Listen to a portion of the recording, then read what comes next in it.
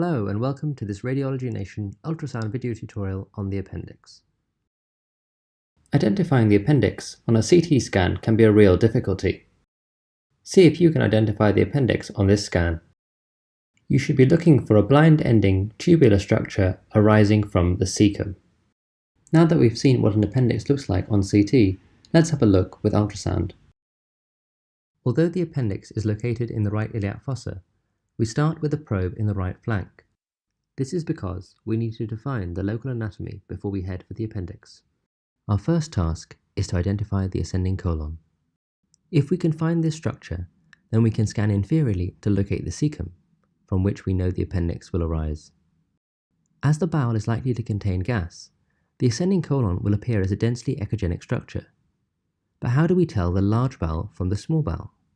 Well, the colon will have haustra, which gives it a lobulated contour, while the small bowel has valvulae conniventes, which do not cause undulations in the bowel wall. By turning the probe into the long axis of the colon, we are better able to see the haustra and therefore confirm that we are looking at the large bowel. Now we scan caudally.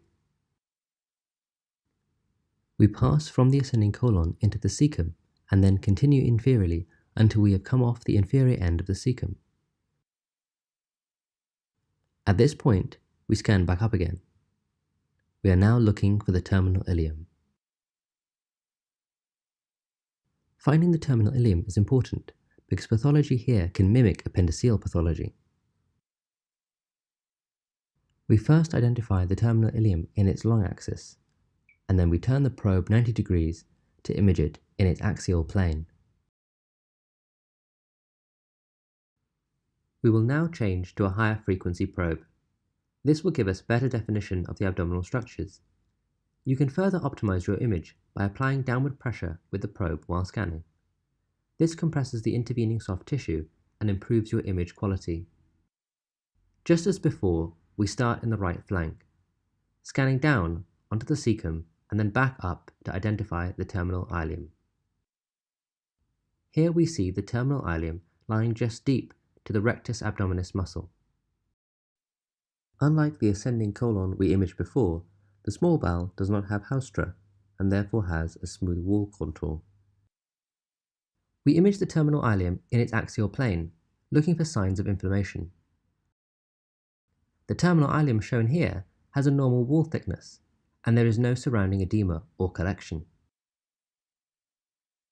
We will now look closely for the ileocecal valve, taking time to optimize our image further using the gain control. This is an important landmark. The ileocecal valve defines the position of the cecum. So once we have found it, we know that the appendix must arise nearby. Look carefully for a small blind-ending tubular structure. The position of the appendix varies from person to person, and therefore you need to look all around the cecum to be sure of finding it. Having found the appendix, we must now image it in its entirety. As the appendix is small, using two hands for fine movement control is a useful strategy. At the tip of this appendix, we can see acoustic shadowing, as there is some gas trapped within it. A useful anatomical landmark is the psoas muscle. The appendix will often be seen overlying this structure. Let's have another look at the appendix, this time without the arrow to point it out. See if you can identify it for yourself.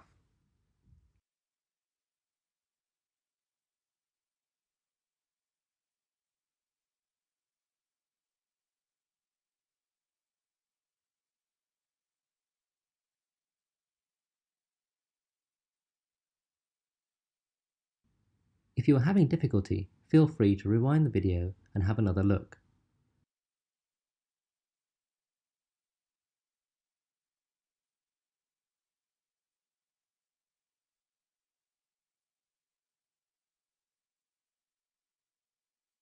Trying to identify a normal appendix like this one is very difficult with ultrasound.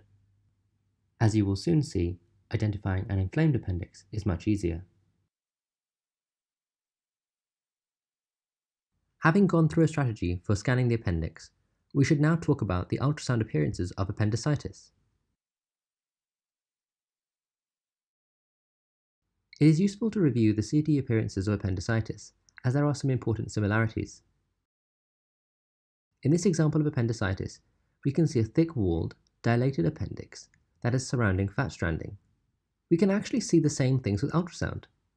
So let's have a look. In this example, we have the thick-walled, dilated appendix just as we saw on CT.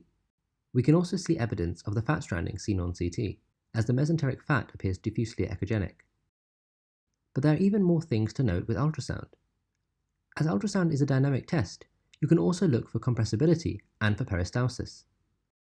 The absence of both of these features further suggests appendicitis. Color Doppler assessment allows you to look for hyperemia, which is another useful supportive feature. In this example, we can see that the submucosa, although echogenic, is intact. Here's another example of appendicitis on ultrasound. Again, we have a dilated, thick-walled appendix. This time, there is a discernible fat wrap of inflammatory tissue. As we continue scanning, we see a defect in the wall of the appendix. There is also some surrounding periappendiceal fluid. These findings are suggestive of a perforated appendix. During the course of this video, I hope to have showed you a strategy for imaging the appendix with ultrasound. This is a difficult skill to acquire, but with practice, you can diagnose appendicitis effectively and without the radiation dose of CT. Thank you for watching this Radiology Nation video. If you liked it, be sure to subscribe to our YouTube channel, and you can also follow us on our various social media accounts.